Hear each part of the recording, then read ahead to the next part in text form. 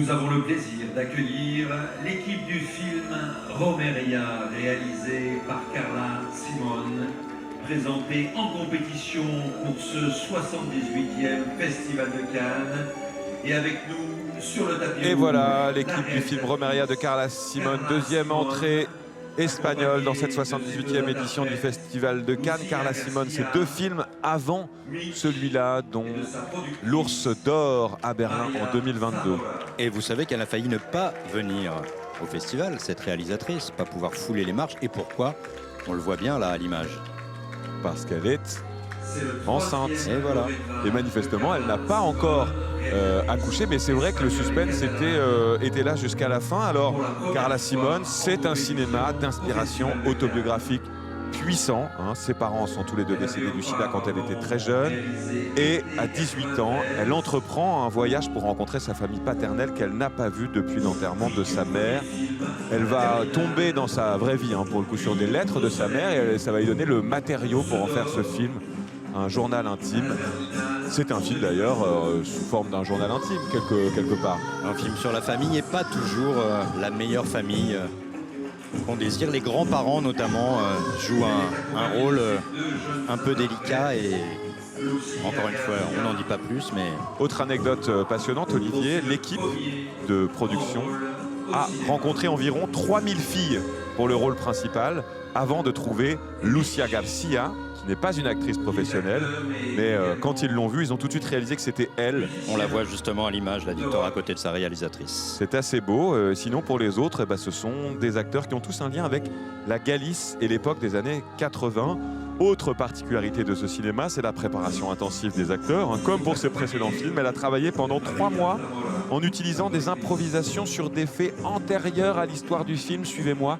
Ça veut dire qu'elle faisait jouer ses acteurs sur ce qu'on appelle dans le milieu du scénario la backstory des personnages pour créer une unité plus forte et qu'on ressente véritablement les relations qui unissent les personnages entre eux.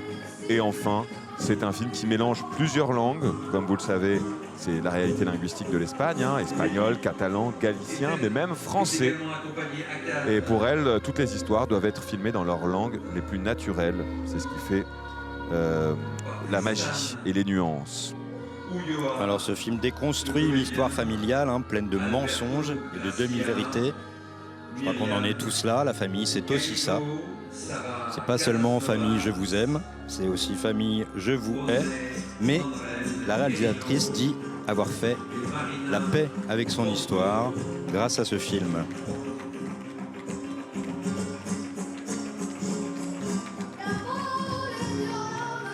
Carla Simone.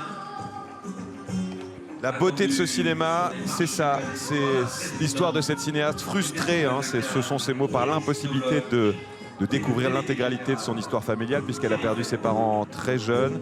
Elle a opté pour la création du souvenir qui lui manquait. Et cette question passionnante, le cinéma, avec le cinéma, est-ce qu'on peut fabriquer notre propre souvenir, nos propres souvenirs lorsqu'ils n'existent pas? La réponse et oui, vous citiez le travail de Quentin Tarantino notamment, qui lui fait ça sur avec une question plus historique que familiale.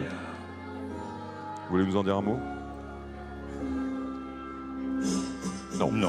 Je vais le dire pour vous, Inglourious Basterds et d'autres films, c'est aussi une tentative du cinéaste de réécrire l'histoire avec le cinéma et de la réécrire mieux. Il a tué Hitler, par exemple.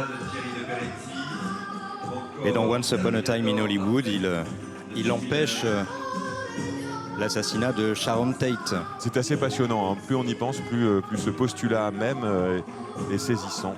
Le cinéma peut nous sauver de l'histoire. Carla Simone, grande fan de Lucrecia Martel, la réalisatrice argentine, dit que la famille est un sujet inépuisable et que ça l'intéressera toujours, même si grâce à ce film, elle a fait la paix avec son histoire. Elle aime en parler. Des marches du Palais des Festivals. Et peut-être qu'avec le prochain, elle explorera quand même d'autres mondes.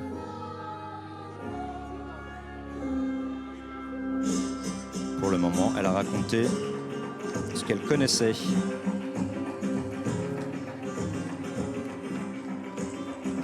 Eh bien justement, on entend du flamenco et vous savez ce qu'elle dit? Elle dit que dans Romeria, il y a déjà quelques références au flamenco. Sa mère aimait beaucoup ça. Et donc c'est peut-être un sujet qui peut l'intéresser pour le prochain film. Passionnant, Olivier. Je vous laisse. Je vais voir le film. Au revoir. À plus tard, Victor.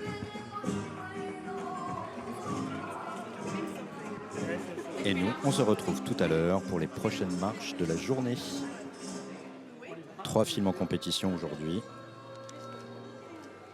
Et Carla Simone et son équipe rentrent dans la salle grâce à TV Festival. Bonjour à toutes et à tous, Carla Simone.